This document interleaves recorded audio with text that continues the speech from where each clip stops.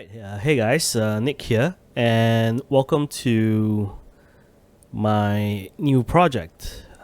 Basically, doing a little bit of recording on and talking about some of the current gaming topics.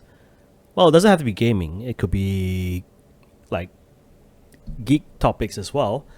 And yeah, just basically do like a quick refresher for you guys and all that.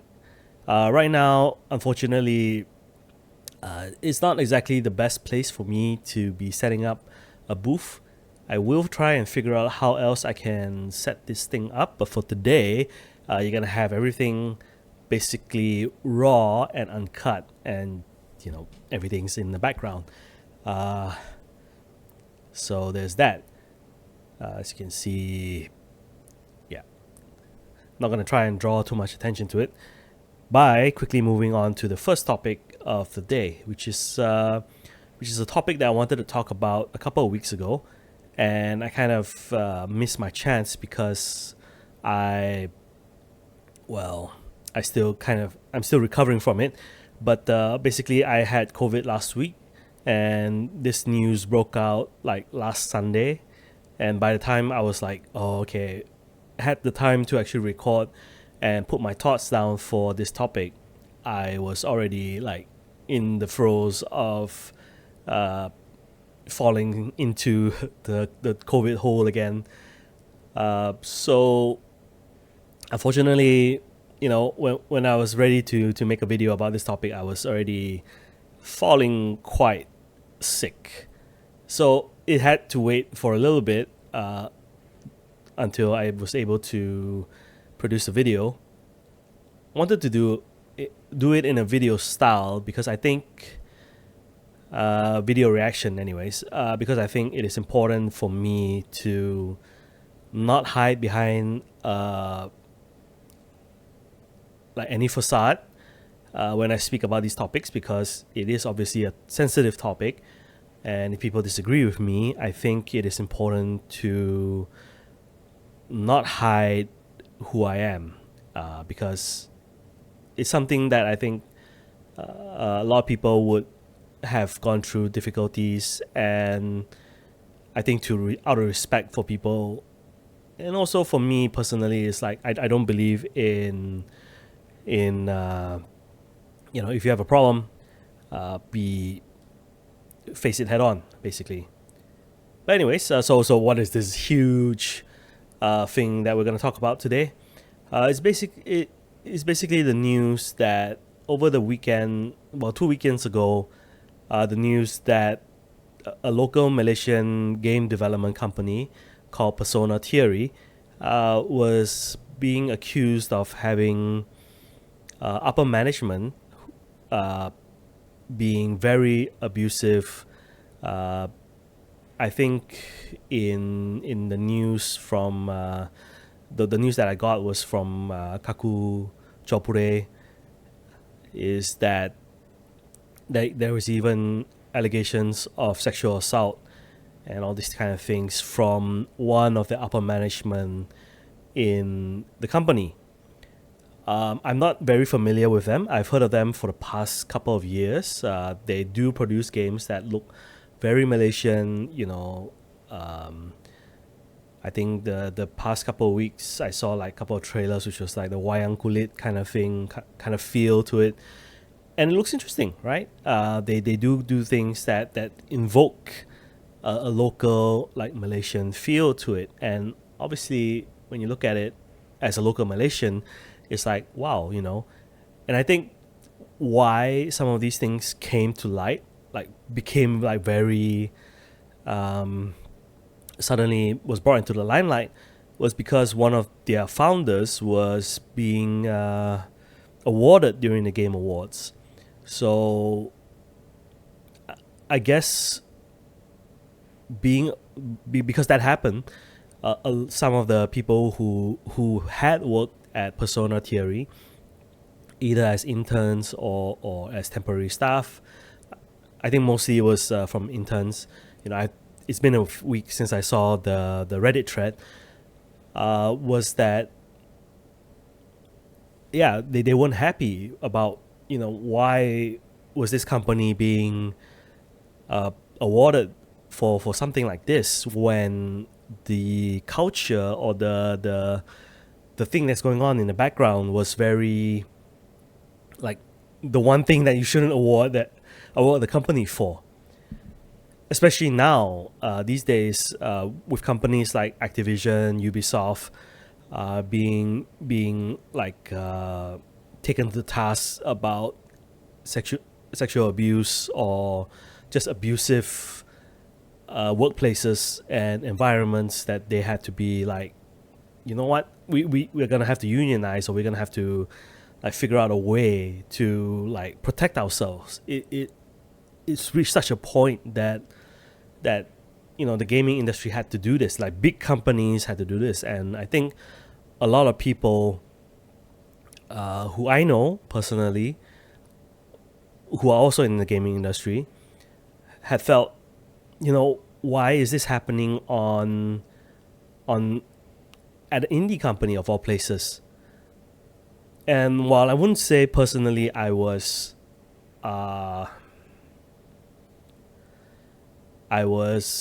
surprised or taken aback. Obviously, I've worked in a lot of companies over the past couple of years, and I've seen things happen that, unfortunately, ethically speaking, were not on the up and up. Like things like plagiarism, things like breaking of contracts. If a contract was signed, you would consider it as a breaking of contract, and like or a media company blatantly plagiarizing stuff.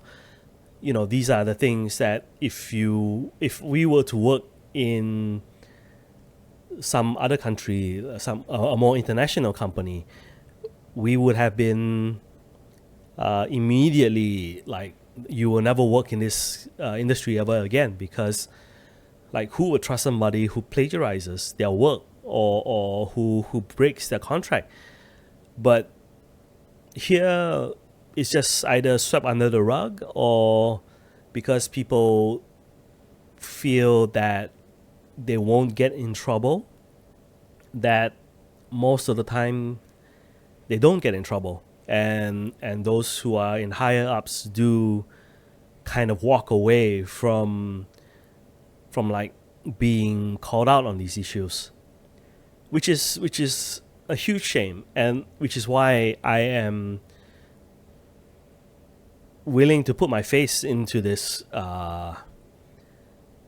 fight, in that sense, because to me, I think there has to be a sense of accountability.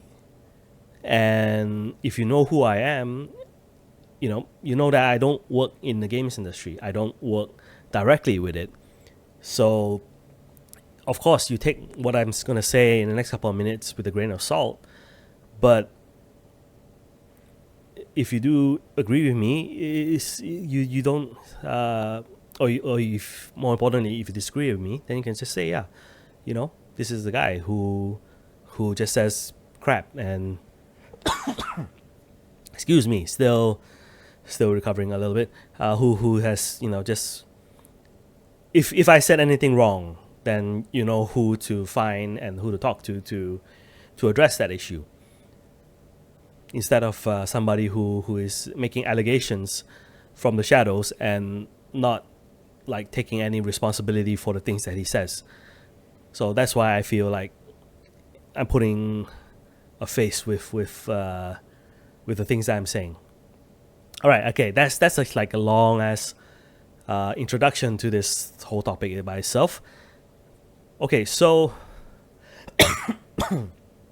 looking at the article, all right, let me just bring it up a little bit. All right, so very simple. So we're back. I've had to cut out the point where I had to look for the article.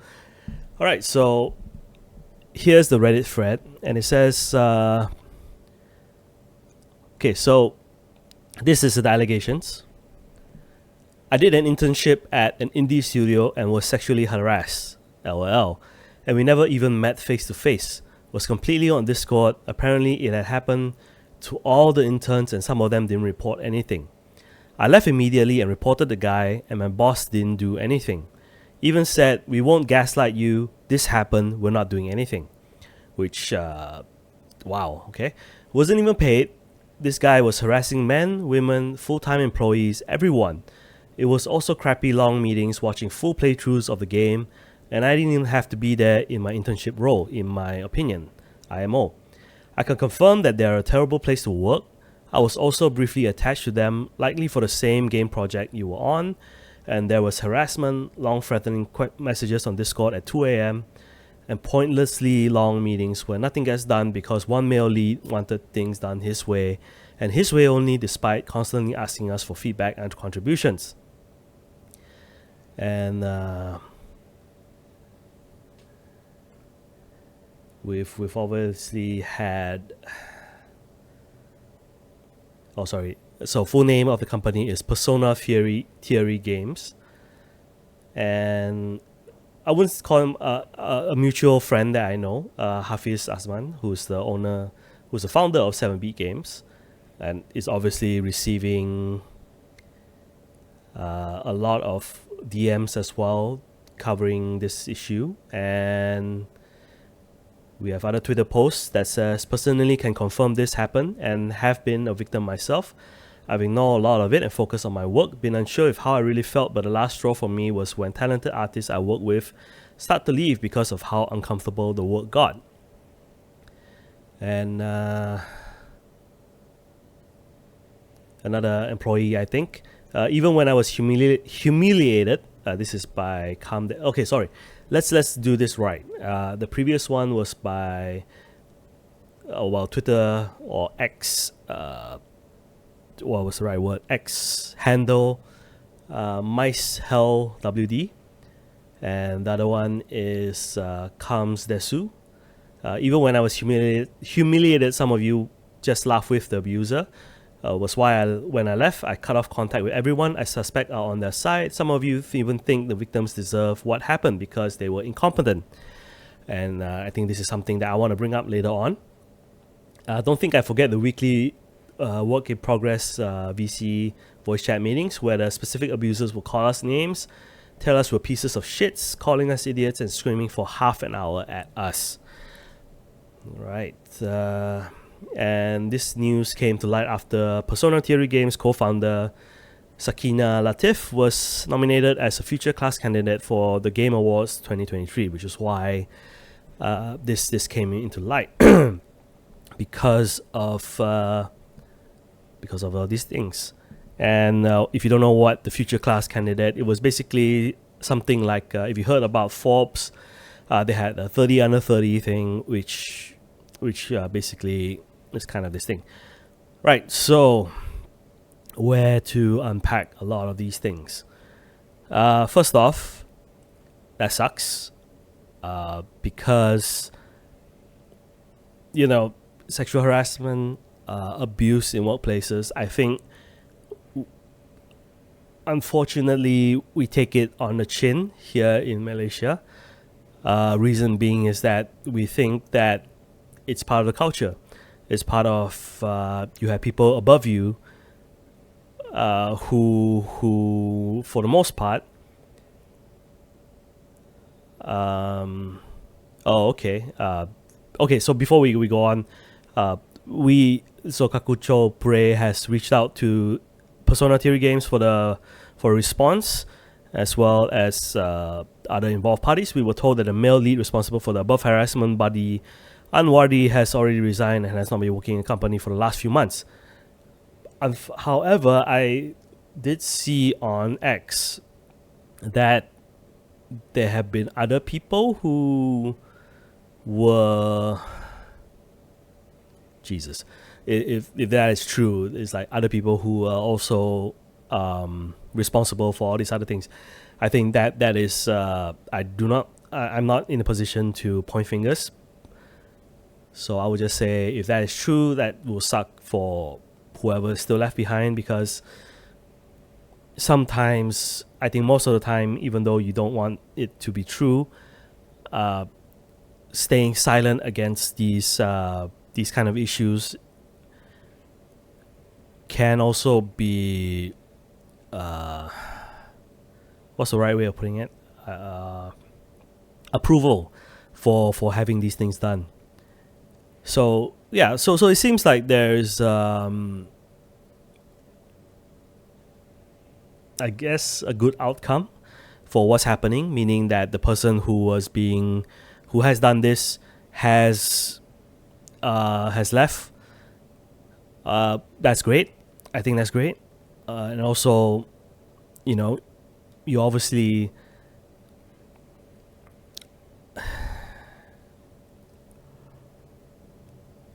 I'm trying to think of the right way of putting it. You give people the benefit of the doubt, yes, but also sometimes when you think about situations like these and you see that someone's name is just a footnote in an article, not everybody's gonna know like this person is gonna go to another company and is gonna work there, and because his name was just a footnote in another news article, he might not be as like what's the right word? Might not be as called out, I guess. I'm sorry. My brain is a little bit slow because like trying to think of the right way of putting this. What I'm trying to say is like it, after all these things that happen, that like whoever it was responsible for it basically just gets a footnote. And while most companies should do their due diligence and search up this person's name and find that, this person's name came up with allegations of sexual abuse, this person should not be hired anymore or should not be allowed to be anywhere, especially in the games industries where people are very protective of diversity, very protective of workspace environments, because it is a place where people put their passion in, and which is why I think what this video is about for me is like, some people might be asking like, why is this happening? Why is this like why does this thing happen in some of these industries? And yeah, okay, so that's basically the context of what's happening. I think if you're gonna read, if you're interested more about this, I think Kakuchopure did a very good job at like outlining, what has happened, what was said, and all these kind of things. But of course, I think it's a shame that maybe 2 weeks down the line we've already swept it under the rug and basically forgotten about it. But I just it's I think I'm running out of time a little bit, so I'm gonna speed this up a little bit.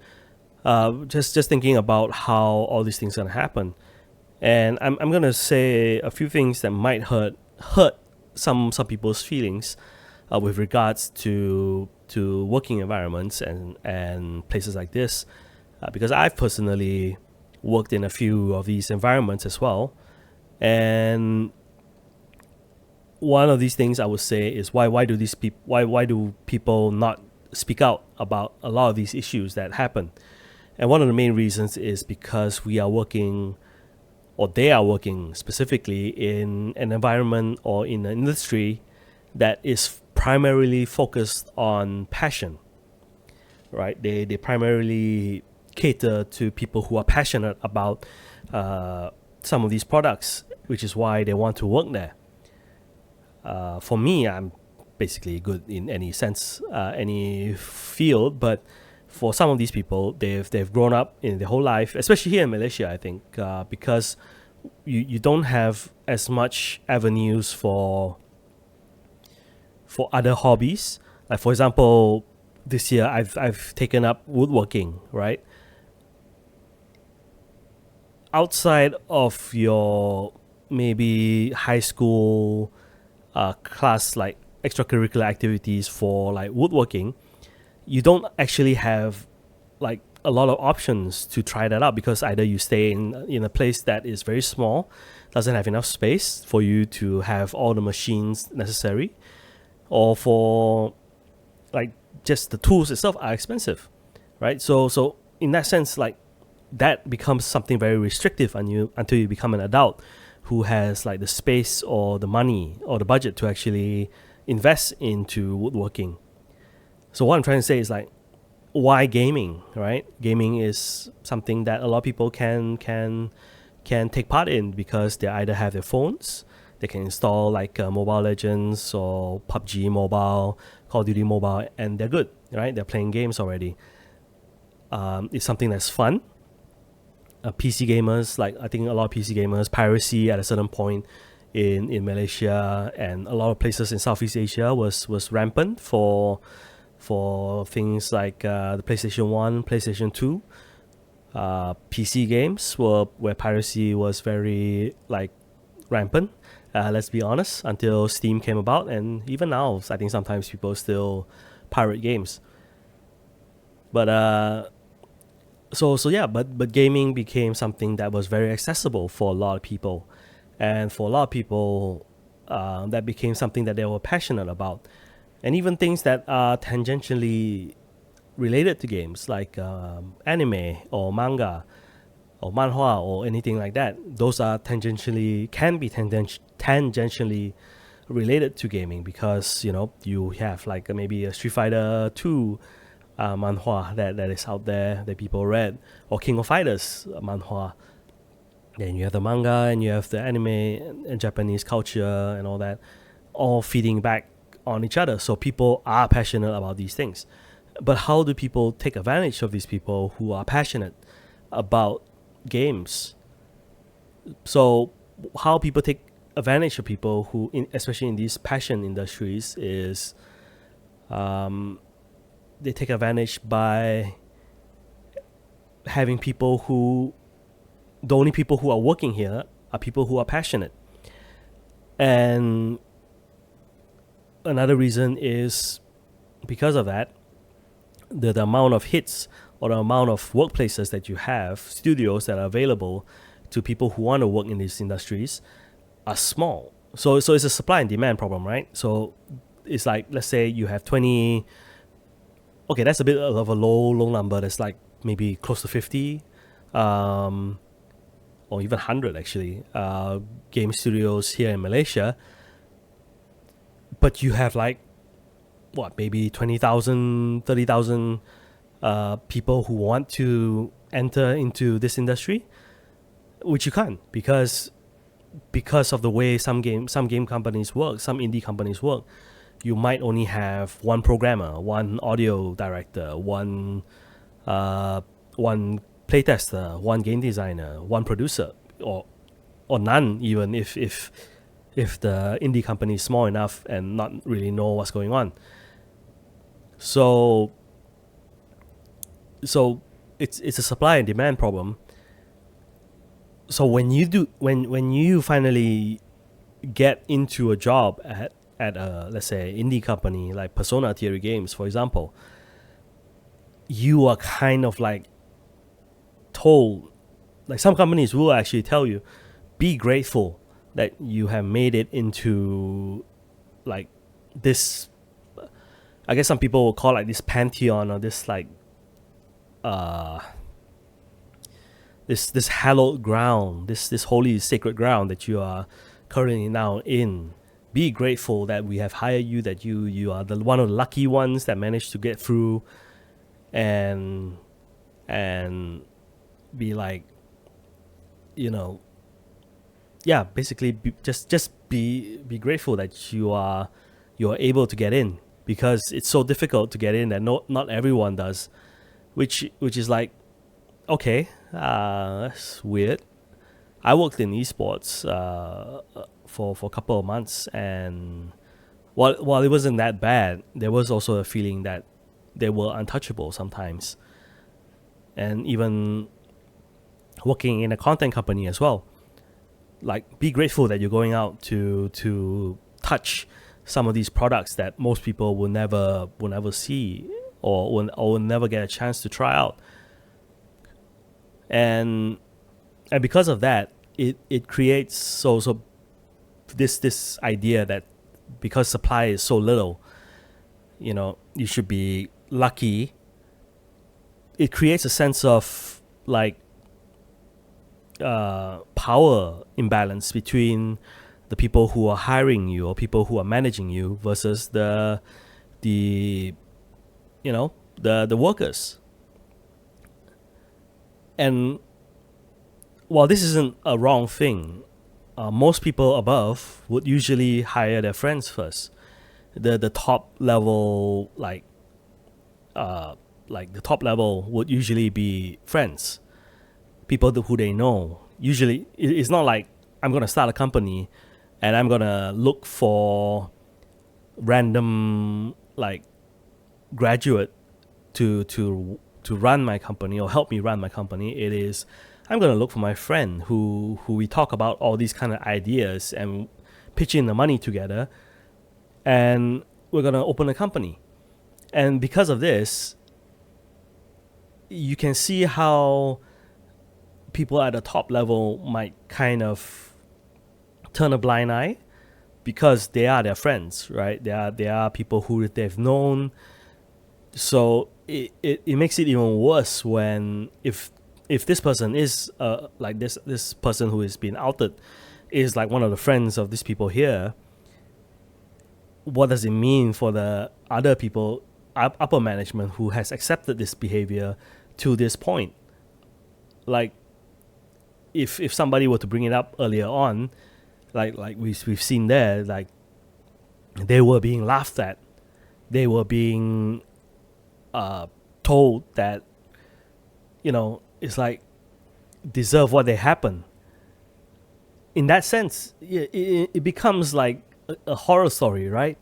Like, you have nobody to talk to, you have nobody in the upper management to talk to. And trust me as well, when I say I have friends who are in HR, so this might hurt their feelings a little bit. It's like HR protects the company, HR doesn't protect the staff.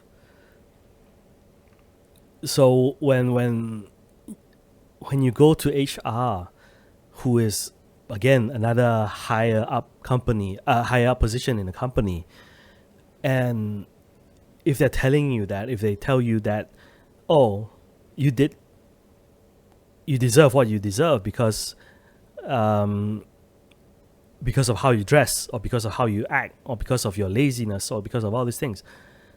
I'm not saying that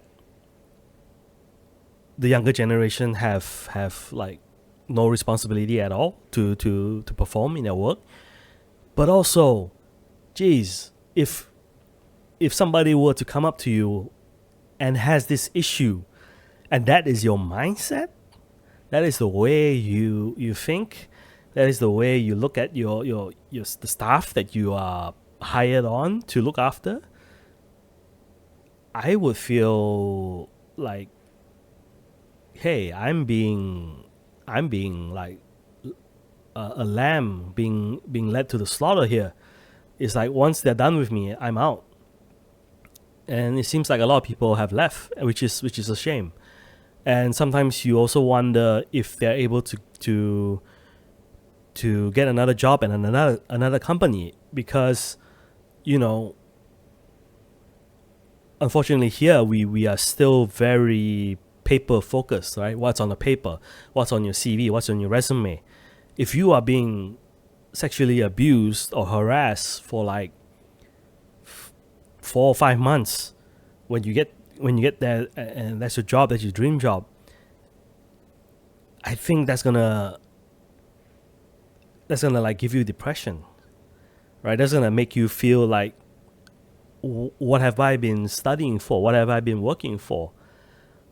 And you're not gonna be able to focus at work.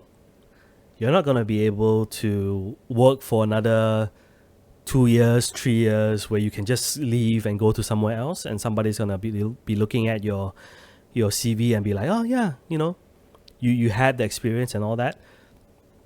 So it's just and on top of that, you already have a limited amount of space to take up to be able to slot into. So you can just imagine the stress and the like, oh man, it's like everything that's going on right now. It's like how do these people deal with it? And I just can't imagine how they deal with it.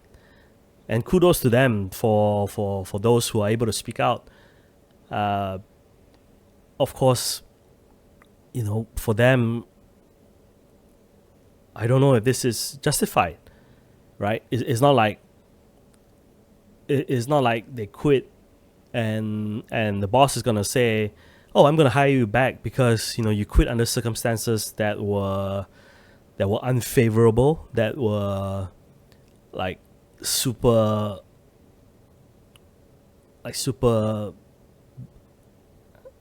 yeah, it's just bad.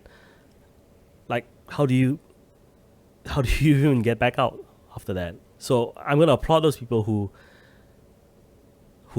managed to get out, and if they manage to keep the passion, to keep that like, yeah, I still want to be in games industry, because I think a lot of I do know like people who have like left because of these kind of issues and never turn back. They will go and do like your regular graphics designer job or programming job just to get out of these situations.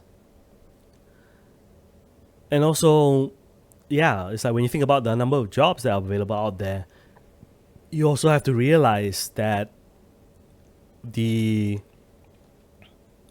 gaming industry in Malaysia is also so small that if I were, okay, this sounds really bad, but I'm gonna just say it anyways. If I were to blow up one building, just one building alone, I'm not gonna say which building, but those who know, it's like if I'm gonna just take out one building, just destroy it, I'm gonna like take out like 30% of the gaming industry in Malaysia immediately. That's how. Well, I guess it's the government's fault as well for providing these spaces for them. It's like, why does everyone just go into one building? But yeah, anyway, so it's a tight knit industry as well. So people talk, right? And like for me, I'm doing this kind of thing mainly because, not because I've given up on ever working in a gaming industry ever again, but just the fact that it's like, man, I don't know, putting a target on my back here. But yeah, it's just like you have people who know people, and sometimes you wonder why people just keep quiet. It's not like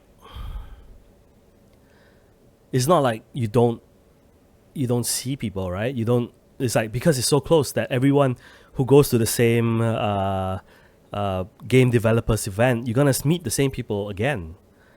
When you go out to another event, you're gonna see the same people again.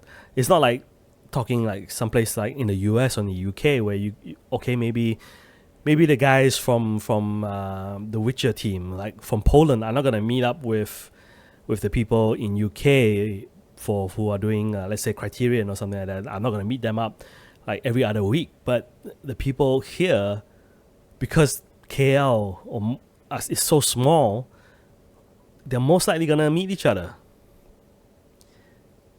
So sometimes I don't want to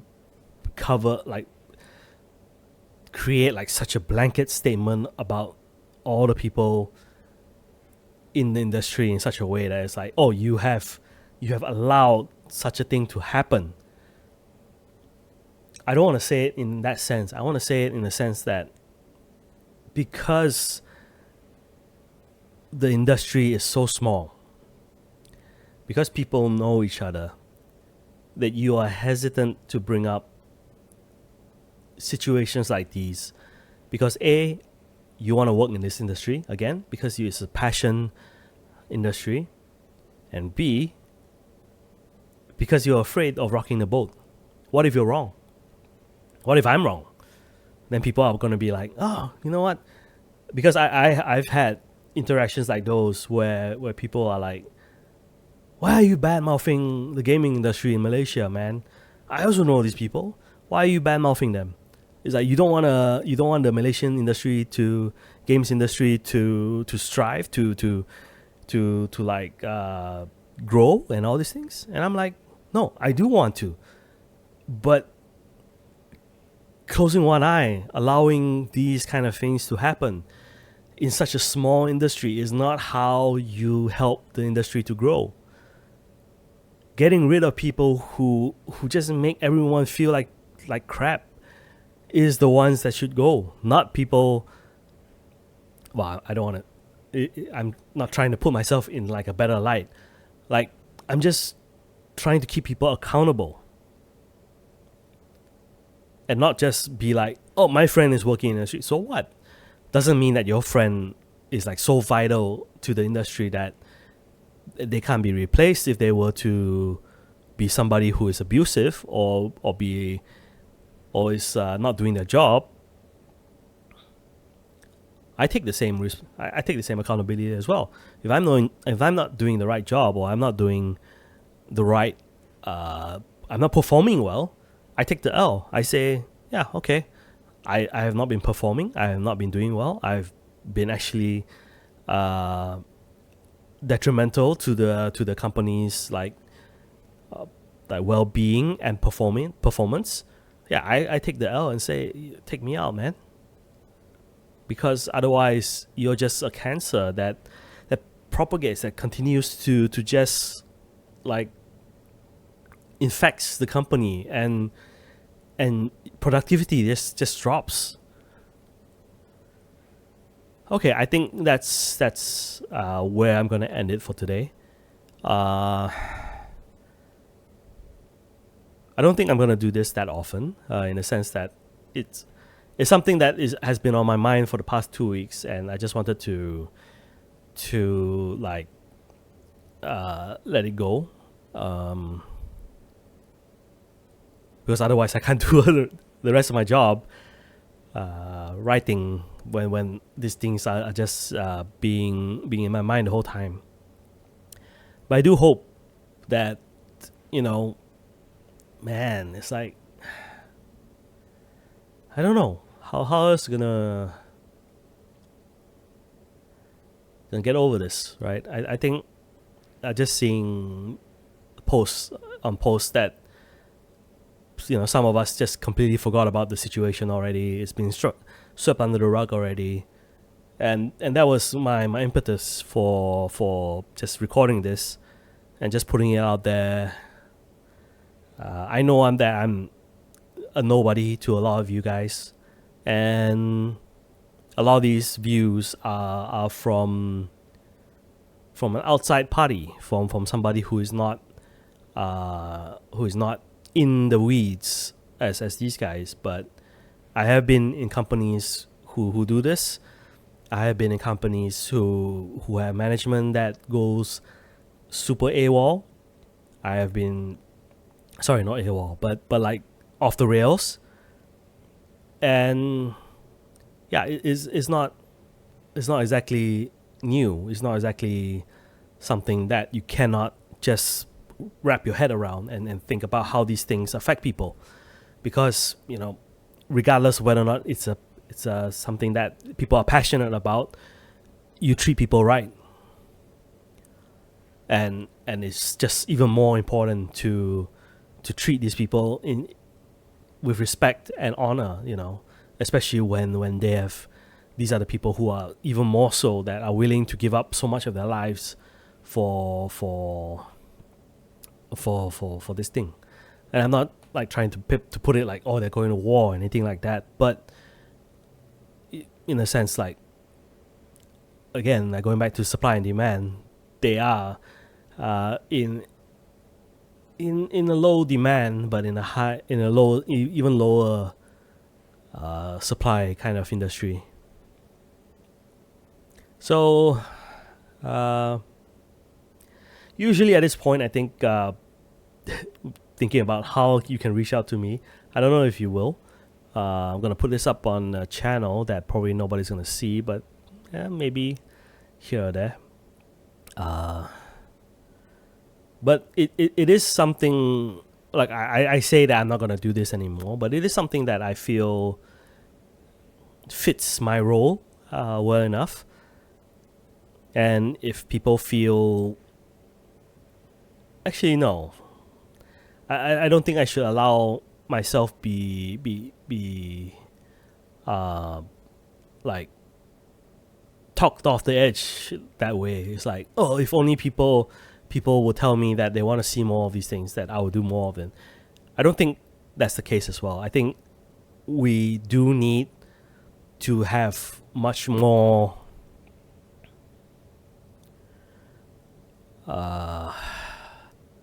transparency, especially in a country that has such a small of a group as we do. So I feel that it is important to keep speaking out for these kind of things. So for me personally, that's what I might keep doing. If nothing else, maybe for my own enjoyment. I enjoy speaking. If you enjoy listening to me, then great. But also,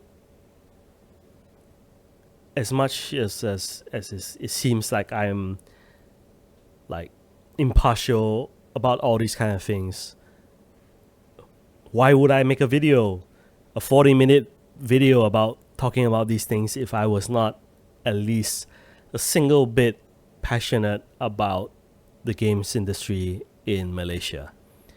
So I guess that this is just my at the end of the day, it is my credentials that I'm giving to you guys, that I'm not just a random nobody, that I care as well.